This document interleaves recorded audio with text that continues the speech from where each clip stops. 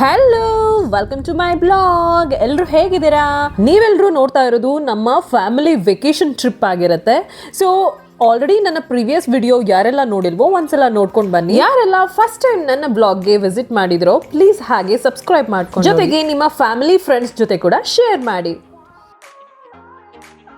Flight take off ಆಗ್ತಾ ಇದ್ದಾಗೆ ಸ್ವಲ್ಪ ಹೊತ್ತಿಗೆ ನನ್ನ ಮಗನಿಗೆ ಡೀಪಾಗಿ ನಿದ್ದೆ ಬಂದ್ಬಿಡ್ತು. ಸೊ ಹಾಗೆ ನನ್ನ ತೊಡೆ ಮೇಲೆ ಅಲ್ಲೇ ಮಲ್ಕೊಂಡು ನಿದ್ದೆ ಮಾಡ್ತಾ ಇದ್ದಾನೆ.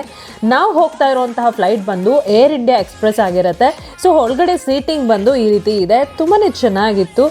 ಫ್ಲೈಟ್ ಕಿಟಕಿಯಿಂದ ಹೊರಗಡೆ ನೋಡಿದಾಗ ಎಷ್ಟು ಸುಂದರವಾಗಿ ಕಾಣಿಸ್ತಾ ಇದೆ ನೋಡಿ. ಆ ಬೆಳ್ಳಿ ಮೋಡಗಳು ಎಲ್ಲ ಒಂದೊಂದು ದಿಂಡಾಗಿ ಗುಂಪಾಗಿ ಕಾಣಿಸ್ತಾ ಇತ್ತು. ಅಂತೂ ಇಂತೂ ನಮ್ಮ ಡೆಸ್ಟಿನೇಷನ್ ಏನಿದೆ ಅಲ್ಲಿಗೆ ನಾವು ಆಲ್ಮೋಸ್ಟ್ ರೀಚ್ ಆಗ್ತಾ ಇದ್ವಿ. ಆ ಜಾಗದಲ್ಲಂತೂ ಅಷ್ಟು ಪುಟ್ಟ ದ್ವೀಪಗಳು, ಅಂದರೆ ಸುಂದರವಾದ ಐಲ್ಯಾಂಡ್ಗಳು ಮೇಲಿಂದ ನೋಡೋದಕ್ಕೆ ಈ ರೀತಿ ಕಾಣಿಸ್ತಾ ಇತ್ತು. ಹಸಿರು ಬಣ್ಣದ ಆ ಗಿಡ ಮರ, ನೀಲಿ ಬಣ್ಣದಿಂದ ಕೂಡಿರುವಂತಹ ಆ ಸಮುದ್ರ, ಆಹಾ, ನೋಡೋದಕ್ಕೆ ಎರಡು ಕಣ್ಣು ಕೂಡ ಸಾಲ್ತಿರ್ಲಿಲ್ಲ.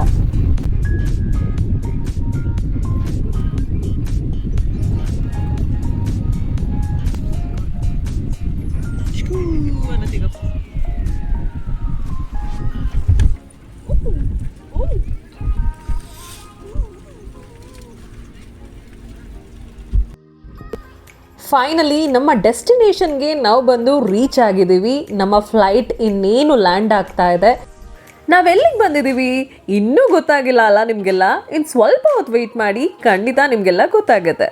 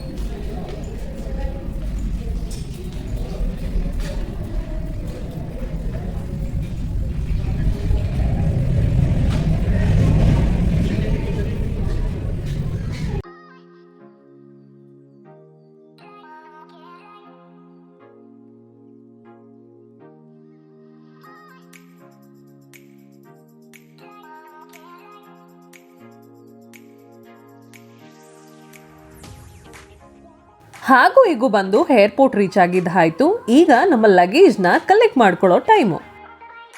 ನೀವಿಲ್ಲಿ ನೋಡ್ತಾ ಇರ್ಬೋದು ಎಷ್ಟು ಚೆನ್ನಾಗಿ ಸಾಲಾಗಿ ಲಗೇಜ್ಗಳು ಹೋಗ್ತಾ ಇದೆ ಅಲ್ವಾ. ಆದ್ರೆ ಇಲ್ಲಿ ನಮ್ಮ ಲಗೇಜ್ ಬರೋದಕ್ಕೆ ತುಂಬಾನೇ ಸಮಯ ತಗೊಂಡ್ಬಿಡ್ತು ಗೊತ್ತಾ. ನಾವು ತುಂಬಾ ಹೊತ್ತು ವೆಯ್ಟ್ ಮಾಡಿ ನಮ್ಮ ಟ್ರಾಲಿನ ಕಲೆಕ್ಟ್ ಮಾಡ್ಕೊಂಡ್ವಿ. ಅಪ್ಪು ಅಪ್ಪು ಅಪ್ಪು ಬಂತ ಬ್ಯಾಗ್ ನಮ್ದು. ವಿರಾಟ್ ಕೈ ಹಾಕ್ಬಾರ್ದು, ಅಬ್ಬು ಆಗುತ್ತೆ. ಇನ್ನೂ ಬಂದಿಲ್ವ ಚೆನ್ನ? ಕೈ ಹಾಕ್ಬೇಡ ಅಬ್ಬು ಆಗುತ್ತೆ.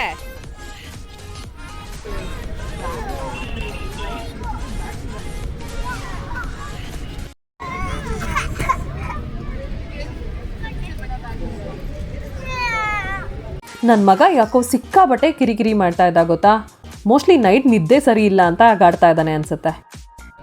ಅಬ್ಬಾ, ಕಾದು ಸಾಕಾಯಿತು. ಫೈನಲಿ ನಮ್ಮ ಟ್ರಾಲಿ ಕೂಡ ನಮಗೆ ಸಿಕ್ತು. ಈಗ ಲಗೇಜ್ನೆಲ್ಲ ಕಲೆಕ್ಟ್ ಮಾಡಿಕೊಂಡು ಈಗ ಹೊರ್ಗಡೆಗೆ ಹೋಗ್ತಾ ಇದ್ದೀವಿ. ಇನ್ನೂ ನಿಮಗೆಲ್ಲ ಗೊತ್ತಾಗ್ಲಿಲ್ವಾ ನಾವು ಎಲ್ಲಿಗೆ ಬಂದಿದ್ದೀವಿ ಅಂತ? ಇನ್ನೇನು ಸ್ವಲ್ಪ ಹೊತ್ತಲ್ಲಿ ಗೊತ್ತಾಗ್ಬಿಡುತ್ತೆ, ಹಾಗೆ ನೋಡ್ತಾ ಇರಿ.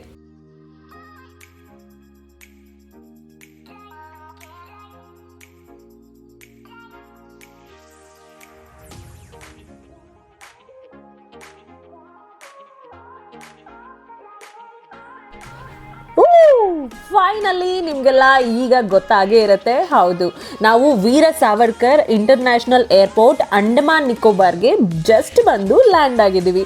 ನಮ್ಮ 1 ವಾರದ ಪೂರ್ತಿ ಟ್ರಿಪ್ ಇಲ್ಲೇ ಆಗಿರುತ್ತೆ. ನಿಮಗೆಲ್ಲ ಈ ಬ್ಲಾಗ್ ತುಂಬಾ ಇಷ್ಟ ಆಗುತ್ತೆ. ನನ್ನ ಅಪ್ಕಮಿಂಗ್ ಇನ್ನೂ ತುಂಬಾ ಬ್ಲಾಗ್ಸ್ ಬರೋದಿದೆ. ಡೆಫಿನೆಟ್ಲಿ ಎಲ್ಲ ಬ್ಲಾಗ್ಸ್ನು ನೋಡಿ ಇಷ್ಟ ಆದರೆ ಕಮೆಂಟ್ ಮಾಡಿ, ಜೊತೆಗೆ ಶೇರ್ ಮಾಡಿ. ನೀವೀಗ ನೋಡ್ತಾ ಇರ್ಬೋದು ಇಲ್ಲಿ ತುಂಬಾ ಕ್ಯಾಬ್ ಇದೆ, ಬಟ್ ಆಲ್ರೆಡಿ ನಾನು ಕ್ಯಾಬ್ನ ಬುಕ್ ಮಾಡಿದ್ದೆ. ಸೊ ಕ್ಯಾಬ್ ವೆಯ್ಟ್ ಮಾಡ್ತಾ ಇದೆ. ಈಗ ಕ್ಯಾಬ್ನಲ್ಲಿ ಕೂತ್ಕೊಂಡು ಡೈರೆಕ್ಟ್ ಆಗಿ ನಾವು ಮಾಡಿರುವಂತಹ ಹೋಟೆಲ್ಗೆ ಹೋಗಿ ಚೆಕ್ ಇನ್ ಆಗಬೇಕು.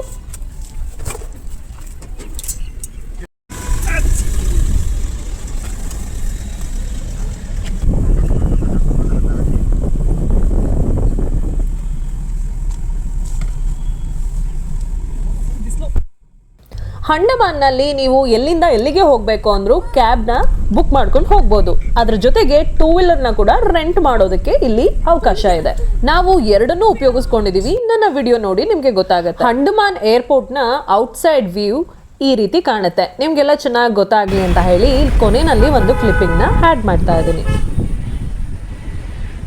ಫೈನಲಿ ಅಂಡಮಾನ್ಗೆ ಬಂದು ರೀಚ್ ಆಗಿದ್ದೀವಿ.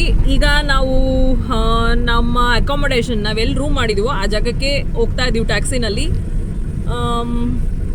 ಸಿಕ್ಕಾಪಟ್ಟೆ ಕ್ರೌಡ್ ಇದೆ, ತುಂಬ ಜನ ಬಂದಿದ್ದಾರೆ. ಇದು ಈಗ ಸೀಸನ್ ಟೈಮ್ ಅಂತ ಇಲ್ಲಿ, ಸೊ ತುಂಬ ಜನ ಬಂದಿದ್ದಾರೆ. ಹಾಗೆ ಬಿಸಿಲು ಕೂಡ ಸರಿಗಿದೆ. ನಮ್ಮ ಮೈಸೂರಿನಲ್ಲಿ ವಾತಾವರಣ ಏನಿದೆ ಈಗ ಚಳಿ ಚಳಿ ಒಂಥರ ಕೂಲಾಗಿದೆ, ಆ ರೀತಿ ಇಲ್ಲಿ ಇಲ್ವೇ ಇಲ್ಲ. ಫುಲ್ ಹಾಟ್ ವೆದರ್ ಇದೆ. ನಂಗೆ ಗೊತ್ತಿಲ್ಲ 1 ವೀಕ್ ಕಂಪ್ಲೀಟ್ ಆಗಿ ನಾವು ಕಳಿಯೋಷ್ಟರಲ್ಲಿ ಯಾವ ಕಲರ್ ಆಗಿರ್ತೀವಿ ಅಂತ. ಸನ್ಸ್ಕ್ರೀನ್ ಇಲ್ಲದೆ ಅಂತೂ ಹೊರಗಡೆ ಬರೋಕೆ ಆಗಲ್ಲ. ಜಸ್ಟ್ ನಮ್ಮ ಹೋಟೆಲ್ಗೆ ಬಂದು ರೀಚ್ ಆಗಿದ್ದೀವಿ. ಈಗ ಡ್ರೈವರ್ ನಮ್ಮ ಟ್ರಾಲಿ ಲಗೇಜಸ್ನೆಲ್ಲ ಅನ್ಲೋಡ್ ಮಾಡ್ತಾ ಇದ್ದಾರೆ. ನಾವೀಗ ಅಂಡಮಾನ್ನಲ್ಲಿ ಫಸ್ಟ್ ಬಂದು ರೀಚ್ ಆಗಿರೋಂತಹ ಜಾಗ ಬಂದು ಫೋರ್ಟ್ ಬ್ಲೇರ್. ಇದು ಒಂದು ಐಲ್ಯಾಂಡ್ ಆಗಿರುತ್ತೆ. ನೀವೀಗ ನೋಡ್ತಾ ಇರ್ಬೋದು ನಮ್ಮ ಮೊದಲನೇ ದಿನದ ಅಕಾಮಡೇಷನ್ ಈ ರೀತಿ ಇದೆ. ಹೌದು, ಗ್ರೇ ಸ್ಟೋನ್ ಶೆಲ್ಟರ್ ಅಂತ ಹೇಳಿ ಒಂದು ಹೋಟೆಲ್ನ ನಾನು ಬುಕ್ ಮಾಡಿದ್ದೆ. ತುಂಬಾ ಕ್ಲೀನ್ ಆಗಿತ್ತು, ರೂಮ್ಸು ತುಂಬಾ ಸ್ಪೇಷಿಯಸ್ ಆಗಿತ್ತು. ನನಗೆ ಇಷ್ಟ ಆಯಿತು. ಬಿಕಾಸ್ ನಾವು ತುಂಬ ಸಮಯ ರೂಮ್ನಲ್ಲಿ ಸ್ಪೆಂಡ್ ಮಾಡಿದ್ರೆ ಅವಾಗ ನಾವು ರೆಸಾರ್ಟ್ನ ಬುಕ್ ಮಾಡೋದ್ರಲ್ಲಿ ಅರ್ಥ ಇರುತ್ತೆ. ಬಟ್ ನಾವು ಸೈಟ್ ಸೀಯಿಂಗ್ ಜಾಸ್ತಿ ಹೋಗೋದ್ರಿಂದ ತುಂಬ ಎಕ್ಸ್ಪೆನ್ಸಿವ್ ರೂಮ್ನ ಬುಕ್ ಮಾಡೋದ್ರಿಂದ ಟೋಟಲಿ ವೇಸ್ಟ್ ಆಗುತ್ತೆ. ಅದರಿಂದ ನಾನು ಬಜೆಟ್ ಫ್ರೆಂಡ್ಲಿ ಆ್ಯಂಡ್ ತುಂಬ ಸ್ಪೇಷಿಯಸ್ ಕ್ಲೀನ್ ಆಗಿರೋ ಅಂತಹ ರೂಮ್ನ ಫೋಕಸ್ ಮಾಡಿದೆ. ನಮಗೆ ಇಲ್ಲಿ ಸೆಕೆಂಡ್ ಫ್ಲೋರ್ನಲ್ಲಿ ರೂಮ್ ಸಿಕ್ಕಿದೆ. ಬಟ್ ನನಗೆ ಈ ಒಂದು ಜಾಗ ಯಾಕೆ ಇಷ್ಟ ಆಯಿತು ಗೊತ್ತಾ? ನೀವು ನೋಡ್ತಾ ಇದ್ದೀರಲ್ವಾ, ಈ ಒಂದು ರೂಫ್ ಟಾಪ್ ತುಂಬ ಚೆನ್ನಾಗಿದೆ. ಜೊತೆಗೆ ಇಲ್ಲಿಂದ ನಮಗೆ ಎಕ್ಸಾಕ್ಟ್ಲಿ ಬೀಚ್ ವ್ಯೂ ತುಂಬಾ ಬ್ಯೂಟಿಫುಲ್ ಆಗಿ ಕಾಣುತ್ತೆ. ಅಪ್ಪೋ ಅಲ್ಲಿ ಬೀಚ್ ಕಾಣಿಸ್ತಾ ಇದೆ ಜಿಯಾ.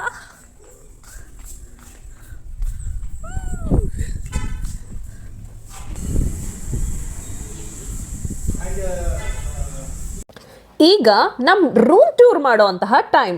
ಬನ್ನಿ ನಮ್ಮ ರೂಮ್ ಹೇಗಿದೆ ಅಂತ ನೀವು ನೋಡೋರಂತೆ.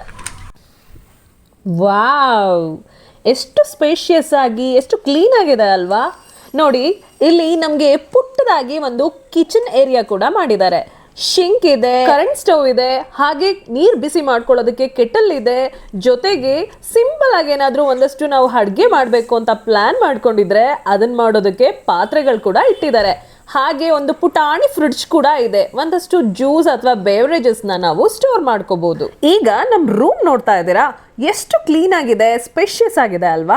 ನೋಡಿ, ಬೆಡ್ಡಿಂಗ್ ನೋಡಿ ಎಷ್ಟು ಕ್ಲೀನಾಗಿ ಮಾಡಿದ್ದಾರೆ. ಅದೇ ಥರ ಕುತ್ಕೊಳ್ಳೋದಕ್ಕೆ 2 ಚೇರು, ಒಂದು ಪುಟಾಣಿ ಟೇಬಲ್ ಇಟ್ಟಿದ್ದಾರೆ. ಜೊತೆಗೆ ನಮ್ಮ ಬಟ್ಟೆಗಳನ್ನ ಇಟ್ಕೊಳ್ಳೋದಕ್ಕೆ ಅಂತ ಹೇಳಿ ಓಪನ್ ವಾರ್ಡ್ರೋಬ್ ಕೂಡ ಇದೆ. ತುಂಬಾ ಬೇಜಾರಾದ್ರೆ ನೋಡೋದಕ್ಕೆ ಅಂತ ಹೇಳಿ ಟಿವಿ ಕೂಡ ಇದೆ. ಈಗಾಗಲೇ ನಾನು ಹೇಳಿರೋ ಹಾಗೆ ಅಂಡಮಾನ್ ವಾತಾವರಣ ಬಂದು ಸಿಕ್ಕಾಬಟ್ಟೆ ಬಿಸಿಲು ಶೆಕೆ ಇರೋದ್ರಿಂದ ಇಲ್ಲಿ ಎಲ್ಲಾ ರೂಮ್ ನಲ್ಲೂ must and should AC fan ಇದ್ದೇ ಇರುತ್ತೆ. ನಮ್ಮ ವಾಶ್ರೂಮ್ ನೋಡಿ ಎಷ್ಟು ಕ್ಲೀನ್ ಇದೆ ಅಲ್ವಾ? ನಾನು ಯಾವಾಗಲೂ ರೂಮ್ ಬುಕ್ ಮಾಡಬೇಕಾದ್ರೆ ಫಸ್ಟ್ ಫೋಕಸ್ ಮಾಡೋದೇ ವಾಶ್ರೂಮ್. ಬಿಕಾಸ್ ವಾಶ್ರೂಮ್ ಕ್ಲೀನ್ ಆಗಿದ್ರೆ ಏನೋ ಒಂಥರ ಮನ್ಸಿಗೆ ಸಮಾಧಾನ ಇರುತ್ತೆ.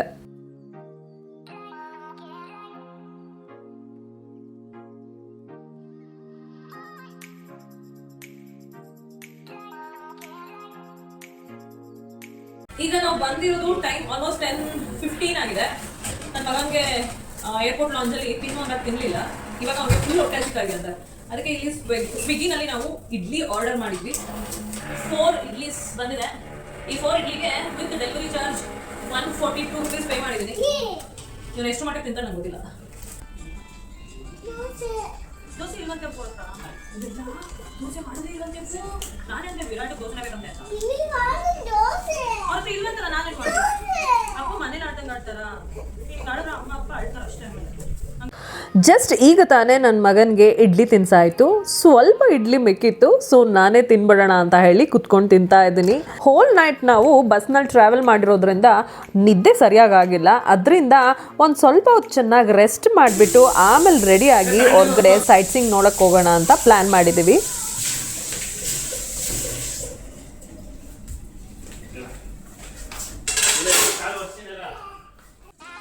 ಯೂಶಲಿ ಕಿಚನ್ ಇರೋಂತಹ ರೂಮ್ಗಳು ಸಿಗೋದು ಸ್ವಲ್ಪ ಕಡಿಮೆನೆ. ಆದರೆ ನನಗೆ ಅಲ್ಲಿಗೆ ಹೋದಾಗ ಫ್ರೆಶ್ ಆಗಿ ಅಲ್ಲೇ ಫಿಶ್ ತೊಗೊಂಡು ಏನಾದರೂ ಅಡುಗೆ ಮಾಡಬೇಕು ಅಂತ ತುಂಬ ಆಸೆ ಇತ್ತು. ಅದರಿಂದ ಆದಷ್ಟು ಕಿಚನ್ ಇರೋವಂತಹ ರೂಮ್ನ ಸರ್ಚ್ ಮಾಡಿ ಚೂಸ್ ಮಾಡಿಕೊಂಡೆ. ನನ್ನ ಮಗನಿಗೆ ಮೈಸೂರಿನಲ್ಲಿ ಇದ್ದ ಹಾಗೇ ಸ್ವಲ್ಪ ಕಾಫ್ ಆಗಿಬಿಟ್ಟಿತ್ತು. ಆದರೆ ಏನೂ ಮಾಡೋಕ್ಕಾಗೋದಿಲ್ಲ, ನಾವು ಆಲ್ರೆಡಿ ಟಿಕೆಟ್ಸ್ ಎಲ್ಲ ಬುಕ್ ಮಾಡಿದ್ರಿಂದ ನಮ್ಮ ಟ್ರಿಪ್ನ ಪೋಸ್ಟ್ಪೋನ್ ಕೂಡ ಮಾಡೋದಕ್ಕಾಗೋದಿಲ್ಲ.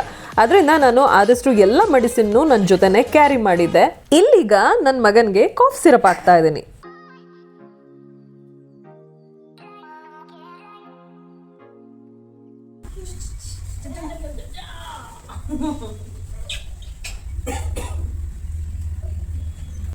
ನೈಟ್ ಎಲ್ಲ ಟ್ರಾವೆಲ್ ಮಾಡಿ ತುಂಬಾ ಟಯರ್ಡ್ ಆಗಿದ್ದೀವಿ. ಸೊ ಒಂದು 2 ಅವರ್ಸ್ ಚೆನ್ನಾಗಿ ರೆಸ್ಟ್ ಮಾಡಿಕೊಂಡು ನಾವು ಎದ್ದೇಳ್ತೀವಿ. ಅದಾದಮೇಲೆ ಮತ್ತೆ ಸಿಗ್ತೀನಿ.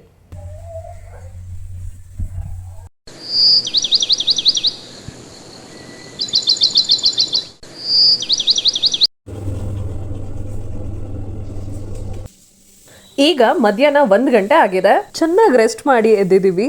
ಈಗ ಹೊರಗಡೆ ಹೋಗ್ಬಿಟ್ಟು ಬರೋಣ ಅಂತ ಹೇಳಿ ರೆಡಿ ಆಗ್ತಾ ಇದ್ದೀನಿ. ನೀವೀಗ ಇಲ್ಲಿ ನೋಡ್ತಾ ಇರೋಂತಹ ಫೇಸ್ ಪೌಡರ್ ಬಂದು ನಾನೇ ಓನ್ ಆಗಿ ಪ್ರಿಪೇರ್ ಮಾಡಿರೋದು. ನನ್ನ ಹಳೆಯ ವಿಡಿಯೋಗಳಲ್ಲಿ ಒಂದ್ಸಲ ಚೆಕ್ ಮಾಡಿ, ಮ್ಯಾಜಿಕಲ್ ಬ್ಯೂಟಿ ಸೀಕ್ರೆಟ್ ಪೌಡರ್ ಅಂತ ಹೇಳಿ ಬ್ಲಾಗ್ ಮಾಡಿದ್ದೀನಿ. ನಿಜವಾಗ್ಲೂ ಈ ಒಂದು ಫೇಸ್ ಪೌಡರ್ ಮ್ಯಾಜಿಕ್ ತರ ವರ್ಕ್ ಆಗುತ್ತೆ ಗೊತ್ತಾ.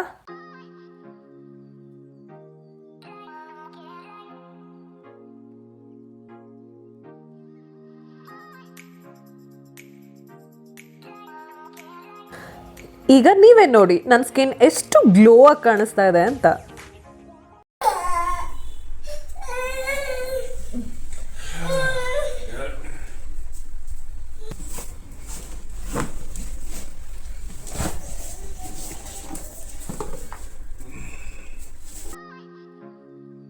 ನಾವೀಗ ಇಲ್ಲಿ ಹೊರಗಡೆ ಹೋಗೋಣ ಅಂತ ಹೇಳಿ ನಾನು ರೆಡಿ ಆಗ್ತಾ ಇದ್ದೆ. ಫಸ್ಟ್ ಇಲ್ಲಿ ನನ್ನ ಸ್ಕಿನ್ಗೆ ಸಿರಮ್ನ ಅಪ್ಲೈ ಮಾಡಿದ್ದೀನಿ. ಅದಾದಮೇಲೆ ಮಾಯಿಶ್ಚರೈಸರ್ನ ಅಪ್ಲೈ ಮಾಡಿದ್ದೀನಿ. ಅದಾದಮೇಲೆ must and should sunscreen lotion ಹಚ್ಚಲೇಬೇಕಿಲ್ಲಿ. ಸೊ ಸ್ವಲ್ಪ ತಿಕ್ಕಾಗೇನೆ ಅಪ್ಲೈ ಮಾಡ್ತಾ ಇದ್ದೀನಿ. ನೆಕ್ಸ್ಟ್ ಈಗ ಇಲ್ಲಿ ನನ್ನ ಐಬ್ರೋಸ್ನ ಫಿಲ್ ಮಾಡ್ಕೊಳ್ತಾ ಇದ್ದೀನಿ. ಅದಾದಮೇಲೆ ಚೀಕ್ ಟಿಂಟ್ ಅಪ್ಲೈ ಮಾಡ್ತಾ ಇದ್ದೀನಿ. ಚೀಕ್ ಟಿಂಟ್ ಹಾಕೊಂಡ್ರೆ ನಮ್ಮ ಕೆನ್ನೆ ಪಿಂಕಿ ಆಗಿ ಕಾಣುತ್ತೆ, ಒಂಥರ ಚೆನ್ನಾಗಿರುತ್ತೆ ಅಲ್ವಾ. ನೆಕ್ಸ್ಟ್ ಇಲ್ಲಿ ಲಿಪ್ ಲೈನರ್ನ ಯೂಸ್ ಮಾಡ್ತಾ ಇದ್ದೀನಿ. ಅದಾದಮೇಲೆ ಲಿಪ್ಸ್ಟಿಕ್ ಅಪ್ಲೈ ಮಾಡ್ತಾ ಇದ್ದೀನಿ. ಜೊತೆಗೆ ಸ್ವಲ್ಪ ಗ್ಲಾಸಿ ಲುಕ್ ಕಾಣಲಿ ಅಂತ ಹೇಳಿ ಲಿಪ್ ಗ್ಲಾಸ್ ಕೂಡ ಅಪ್ಲೈ ಮಾಡ್ತಾ ಇದ್ದೀನಿ.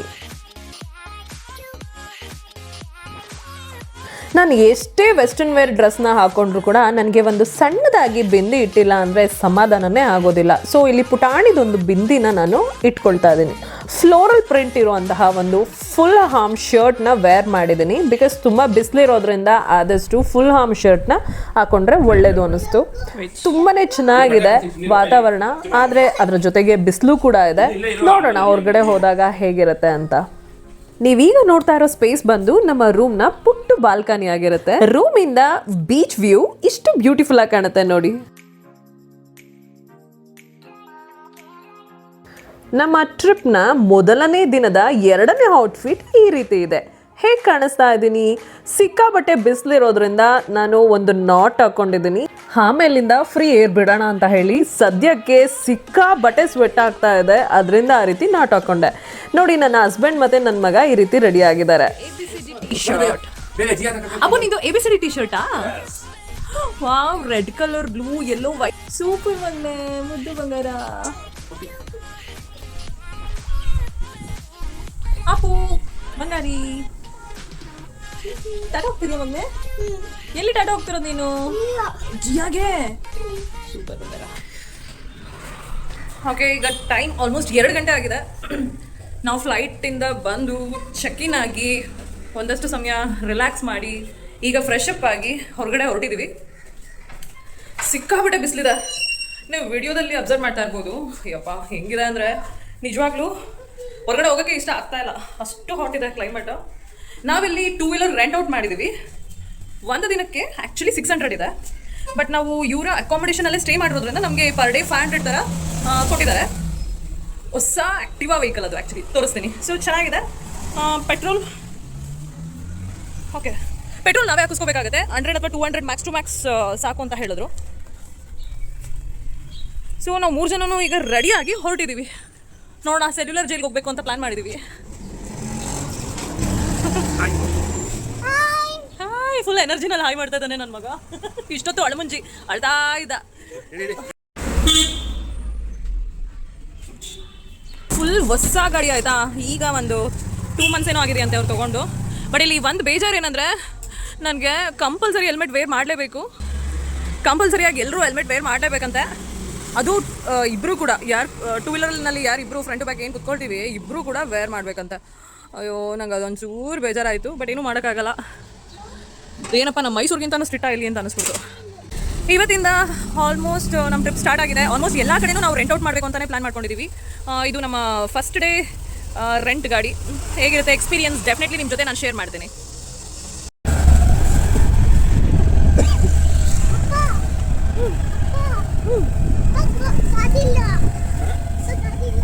ನಿಮಗೆಲ್ಲ ಇನ್ನೊಂದು ವಿಷಯ ಹೇಳಬೇಕು.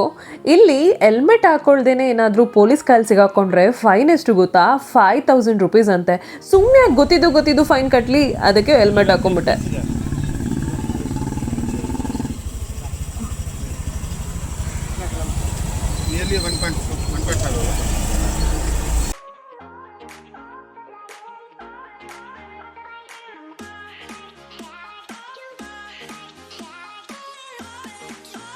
ನೀವೆಲ್ಲರೂ ಈಗ ನೋಡ್ತಾ ಇರೋದೇ ದ ಫೇಮಸ್ ಸೆಲ್ಯುಲರ್ ಜೈಲ್. ನಮ್ಮ ಭಾರತದ ಸ್ವಾತಂತ್ರ್ಯಕ್ಕೋಸ್ಕರ ಯಾರೆಲ್ಲ ಹೋರಾಡಿದ್ರೋ ಅವ್ರನ್ನೆಲ್ಲ ಕರ್ಕೊಂಡು ಬಂದು ಇದೇ ಜೈಲ್ಗೆ ಹಾಕ್ತಿದ್ರಂತೆ. ಯಾಕೆ ಗೊತ್ತಾ? ಈ ಜೈಲ್ ಸುತ್ತ ಸಮುದ್ರ ಇದೆ. ಇದೊಂದು ದ್ವೀಪ. ಈ ಒಂದು ಜೈಲ್ನಿಂದ ಅಷ್ಟು ಈಸಿಯಾಗಿ ಯಾರೂ ತಪ್ಪಿಸ್ಕೊಳ್ಳೋಕೆ ಸಾಧ್ಯನೇ ಆಗ್ತಿರ್ಲಿಲ್ವಂತೆ. ಆ ಕಾರಣಕ್ಕೋಸ್ಕರ ಈ ಜಾಗನ ಚೂಸ್ ಮಾಡ್ಕೊಂಡಿದ್ರು.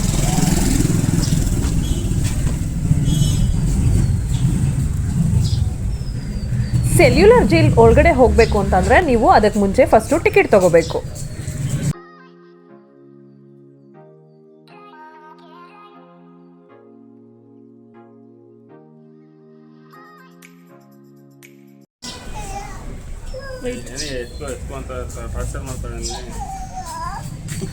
ಈಗ ಎಂಟ್ರೆನ್ಸ್ ಟಿಕೆಟ್ ತೊಗೊಂಡ್ವಿ. ಒಬ್ರಿಗೆ 30 ರೂಪೀಸು. ನಮ್ಮ ಇಂಡಿಯನ್ಸ್ಗಾದ್ರೆ ಮಾತ್ರ, ಫಾರಿನರ್ಸ್ಗಾದ್ರೆ ಒಬ್ರಿಗೆ 100 ರೂಪೀಸ್ ಟಿಕೆಟ್ ಇದೆ. ಅಪ್ಪು ಬಾಯ್, ನಾನು ಬರಲ್ಲ.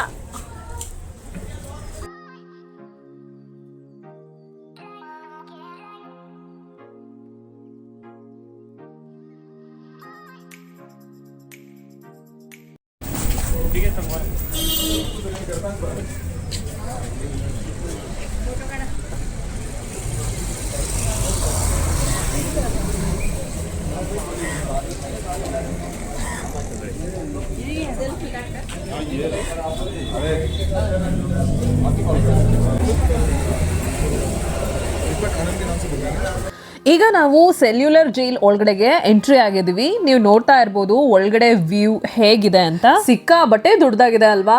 ಆಗಿನ ಕಾಲದಲ್ಲಿ ಜೈಲು ಇಷ್ಟು ದೊಡ್ಡದಾಗಿತ್ತ ಅಂತ ಅನಿಸ್ತಾ ಇತ್ತು.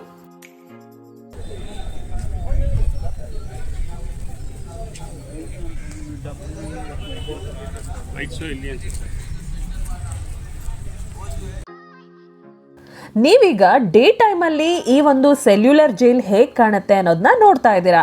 ಅದೇ ರೀತಿ ಪ್ರತಿದಿನ 5 ಗಂಟೆ ನಂತರ, ಅಂದರೆ ಆಲ್ರೆಡಿ ಕತ್ಲಾಗ್ಬಿಟ್ಟಿರುತ್ತೆ ಇಲ್ಲೆಲ್ಲ ತುಂಬ ಬೇಗ.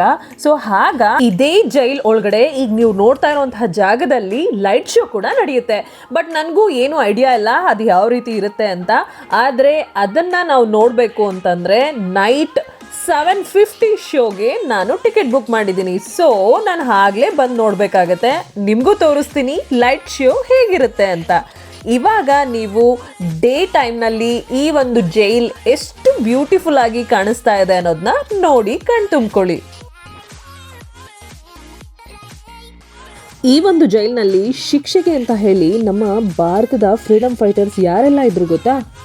ವಿನಾಯಕ್ ದಾಮೋದರ್ ಸಾವರ್ಕರ್, ಬತುಕೇಶ್ವರ್ ದತ್, ಸಾವರ್ಕರ್ ಬ್ರದರ್ಸ್, ಬರೀನ್ ಕುಮಾರ್ ಘೋಷ್, ಯೋಗೇಶ್ ಶುಕ್ಲಾ, ಹೀಗೆ ಒಬ್ರಲ್ಲ ಇಬ್ರಲ್ಲ ತುಂಬಾ ಜನ ಇಲ್ಲಿ ಶಿಕ್ಷೆಗೊಳಗಾಗಿದ್ದಾರೆ. ಈ ಒಂದು ಜೈಲು ನೋಡೋದಕ್ಕೆ ನಕ್ಷತ್ರಾಕಾರದಲ್ಲಿದೆ. ಯಾವ ರೀತಿ ಅಂತಂದ್ರೆ ಇದು 7 ಭಾಗಗಳಾಗಿ ವಿಂಗಡಣೆ ಆಗಿದೆ. ಒಂದೊಂದು ಭಾಗದಲ್ಲಿ 3 ಫ್ಲೋರ್ಸ್ಗಳಿದೆ.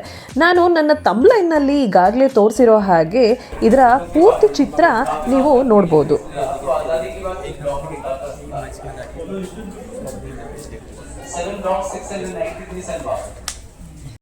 ನೀವೀಗ ನೋಡಿದ್ರಿ ಅಲ್ವಾ, ಇಲ್ಲಿ ತುಂಬಾ ಜನ ನಿಂತ್ಕೊಂಡಿದ್ದಾರೆ. ಇಲ್ಲಿಯ ಲೋಕಲ್ ಗೈಡ್ ಇರ್ತಾರಲ್ಲ, ಅವರು ಈ ಒಂದು ಜೈಲ್ನ ಇನ್ಫಾರ್ಮೇಶನ್ ಏನಿರುತ್ತೆ ಅದನ್ನ ಎಲ್ಲರ ಜೊತೆ ಶೇರ್ ಮಾಡ್ತಾ ಇದ್ದಾರೆ.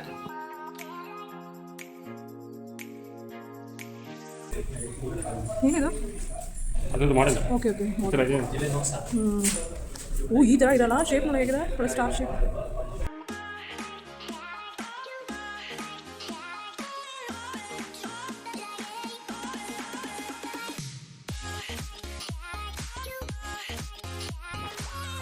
ಈಗ ನೀವು ನೋಡ್ತಾ ಇರೋದು ground floor. Same as it is first floor and second floor ಕೂಡ ಇದೆ. ಇದು ಬ್ಲಾಕ್ ನಂಬರ್ 7 ಅಂತ ಹೇಳಿ ಕರೀತಾರೆ. ಈಗ ನಾವು ಫಸ್ಟ್ ಫ್ಲೋರ್ಗೆ ಸ್ಟೆಪ್ಸ್ ಹತ್ಕೊಂಡು ಹೋಗ್ಬೇಕಾಗತ್ತೆ. ಸೊ ಬನ್ನಿ ನೋಡೋಣ ಹೇಗಿದೆ ಫಸ್ಟ್ ಫ್ಲೋರ್ ಅಂತ. ನಾನು ಈಗಾಗಲೇ ಹೇಳ್ದಾಗೆ ನಮ್ಮ ಸ್ವಾತಂತ್ರ್ಯಕ್ಕೆ ಅಂತ ಹೇಳಿ ಯಾರೆಲ್ಲ ಸಿಕ್ಕಾಪಟ್ಟೆ ಕಷ್ಟಪಟ್ಟು ಹೋರಾಡಿದ್ರು ಆ ಒಂದು ಫ್ರೀಡಮ್ ಫೈಟರ್ಸ್ನೆಲ್ಲ ಕರ್ಕೊಂಡು ಬಂದು ಇದೇ ಜೈಲ್ಗೆ ಹಾಕೋದ್ರ ಜೊತೆಗೆ ಬರೋ ಕೇಸ್ನೆಲ್ಲ ಅವ್ರ ಮೇಲೆ ಫಿಟ್ ಮಾಡಿ ಚೆನ್ನಾಗಿ ಪನಿಷ್ಮೆಂಟ್ ಕೊಡ್ತಾ ಇದ್ರಂತೆ.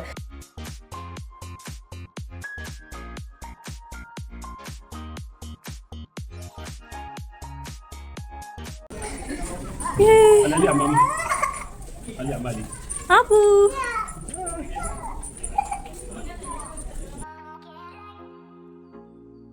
ಒಂದೊಂದು ರೂಮ್ ಕೇವಲ 15 ಅಡಿ ಅಷ್ಟೇ ಇರೋದು. ಅಷ್ಟು ಪುಟ್ಟದಾದ ರೂಮ್ ಇದು.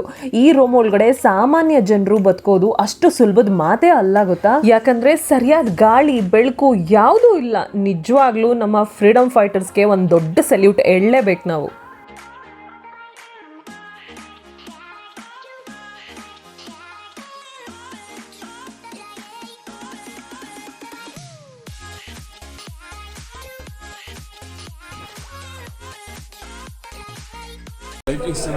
ನೈಟ್ ಬರಬೇಕು.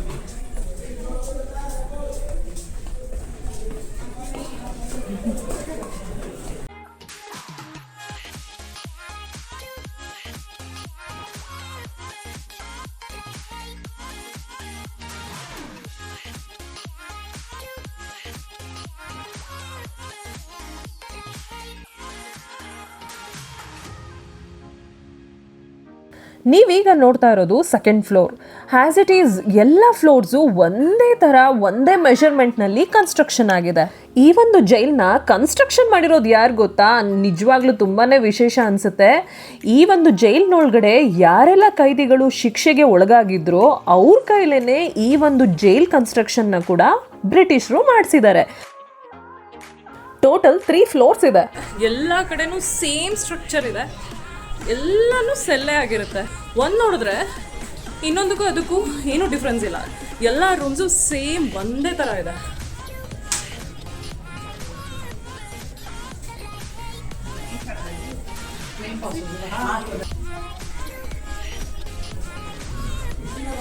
ಎಲ್ಲ ಬ್ರಿಕ್ಕಿಂದ ಕಟ್ಟಿರೋದು. ಗಿಲಾವ್ ಕೂಡ ಮಾಡಿಲ್ಲ.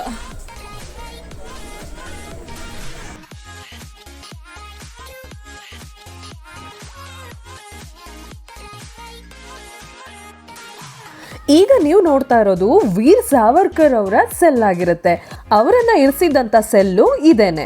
ಜೊತೆಗೆ ಅವರು ಉಪಯೋಗಿಸ್ತಾ ಇದ್ದಂತಹ ಊಟಕ್ಕೆ ತಟ್ಟೆ ಇರ್ಬೋದು ಅಥವಾ ನೀರು ಕುಡಿಯೋದಕ್ಕೆ ಬಟ್ಲಿರ್ಬೋದು, ಜೊತೆಗೆ ಅವರು ಹೊತ್ಕೊಂಡು ಮಲಗ್ತಾ ಇದ್ದಂತಹ ಕಂಬಳಿ ಇರ್ಬೋದು, ಪ್ರತಿಯೊಂದನ್ನು ಇಲ್ಲಿ ಡಿಸ್ಪ್ಲೇಗೆ ಇಟ್ಟಿದ್ದಾರೆ. ಫೋಟೋ ಕೂಡ ಇಲ್ಲೇ ಇದೆ.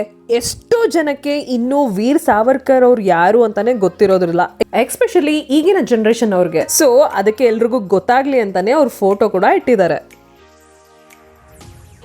ನನ್ನ ಮಗ ಸ್ವಲ್ಪ ಕಿರಿಕ್ ಮಾಡೋದಕ್ಕೆ ಶುರು ಮಾಡ್ದ. ಸೊ ನನ್ನ ಹಸ್ಬೆಂಡ್ ಕೆಳಗಡೆನೆ ಇರ್ತೀನಿ, ನೀನು ಆರಾಮಾಗಿ ಹೋಗಿ ನೋಡ್ಕೊಂಡು ಬಾ ಅಂತ ಹೇಳಿ ಕೆಳಗಡೆನೆ ವೆಯ್ಟ್ ಮಾಡ್ತಾ ಇದ್ದಾರೆ.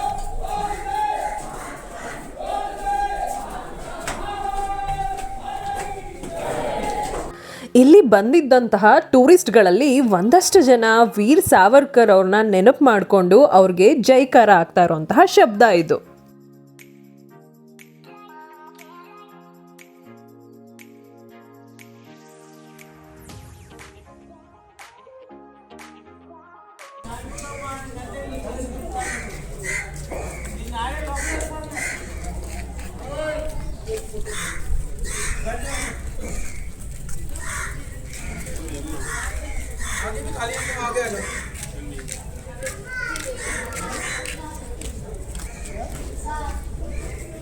ನೀವೆಲ್ಲ ಆಗಲೇ ಸೆಲ್ಯುಲರ್ ಜೈಲ್ನ ರೆಪ್ಲಿಕಾನ ನೋಡಿದ್ದೀರ ಅಲ್ವಾ?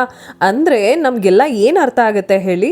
ಸೆಲ್ಯುಲರ್ ಜೈಲ್ನ ಒಂದು ಭಾಗ ಅಷ್ಟೇ ನಾವಿವತ್ತು ನೋಡಿದ್ದು, ಇನ್ನು ಮಿಕ್ಕಿದ ಭಾಗನ ನಾವಿನ್ನೂ ನೋಡೇ ಇಲ್ಲ. ಅಂದರೆ ಜಸ್ಟ್ ಇಮ್ಯಾಜಿನ್ ಮಾಡ್ಕೊಳ್ಳಿ ಎಷ್ಟು ದೊಡ್ಡದಾಗಿದೆ ಈ ಜೈಲ್ ಅಂತ. ಇಲ್ಲಿ ನಮಗೆ 696 ಸೆಲ್ಗಳು ನೋಡೋದಕ್ಕೆ ಸಿಗುತ್ತೆ. ನೀವೀಗ ನೋಡ್ತಾ ಇರೋದು ಒಂದು ಮ್ಯೂಸಿಯಂ. ಇದು ಕೂಡ ಸೆಲ್ಯುಲರ್ ಜೈಲ್ ಒಳಗಡೆನೆ ಇರುವಂತಹ ಮ್ಯೂಸಿಯಂ ಆಗಿರುತ್ತೆ. ಈ ಒಂದು ಮ್ಯೂಸಿಯಂನಲ್ಲಿ ನಾವು ಈ ಒಂದು ಕನ್ಸ್ಟ್ರಕ್ಷನ್ ಅಂದರೆ ಜೈಲ್ನ ಕಟ್ಟೋ ಒಂದು ಸಮಯದಲ್ಲಿ ಯಾವ ರೀತಿ ಇತ್ತು ಆ ಜಾಗ, ಕನ್ಸ್ಟ್ರಕ್ಷನ್ ಆಗಬೇಕಾದ್ರೆ ಏನೆಲ್ಲ ಪ್ರೋಗ್ರೆಸ್ ಆಯಿತು ಅಂತ ಸ್ಟೆಪ್ ಬೈ ಸ್ಟೆಪ್ ಫೋಟೋಸ್ ಮುಖಾಂತರ ಪೂರ್ತಿ ಇನ್ಫಾರ್ಮೇಷನ್ನ ವಿವರಿಸಿದ್ದಾರೆ. ಅದನ್ನು ನಾವಿಲ್ಲಿ ನೋಡ್ಬೋದು.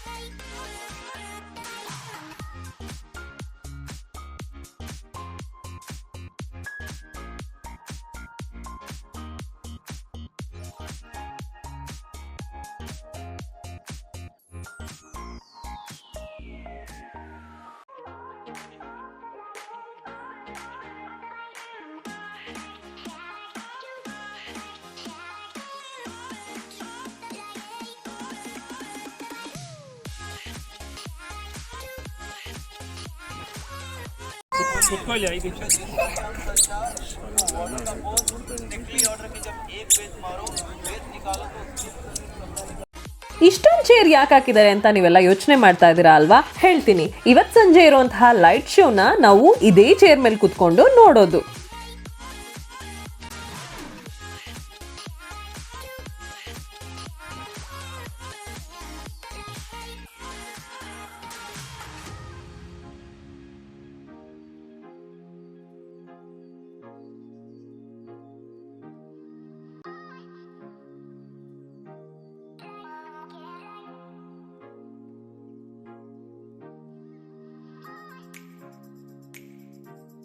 ಈಗ ನೀವು ನೋಡ್ತಾ ಇರುವಂತಹ ಸ್ಟಾಲ್ ಬಂದು ಈ ಒಂದು ಸೆಲ್ಯುಲರ್ ಜೈಲ್ ಇನ್ಸೈಡ್ ಇರುವಂತಹ ಶಾಪ್ ಆಗಿರುತ್ತೆ.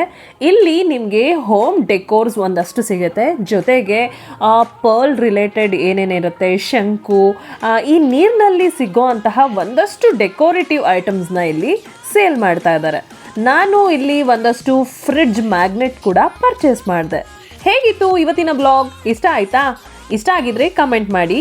ಇವತ್ತಿನ ಬ್ಲಾಗ್ ಇಲ್ಲಿಗೆ ಎಂಡ್ ಮಾಡ್ತಾ ಇದ್ದೀನಿ, ಯಾಕಂದ್ರೆ ವಿಡಿಯೋ ಸಿಕ್ಕಾಪಟ್ಟೆ ಲ್ಯಾಗ್ ಆಗ್ಬಿಡುತ್ತೆ ಅಂತ ಹೇಳಿ. ಮುಂದೆ ನಾವೆಲ್ಲೋದ್ವಿ ಅಂತ ತಿಳ್ಕೊಬೇಕಾ? ನನ್ನ ಅಪ್ಕಮಿಂಗ್ ವಿಡಿಯೋನ ವಾಚ್ ಮಾಡಿ. Thank you so much for watching my video. Bye bye.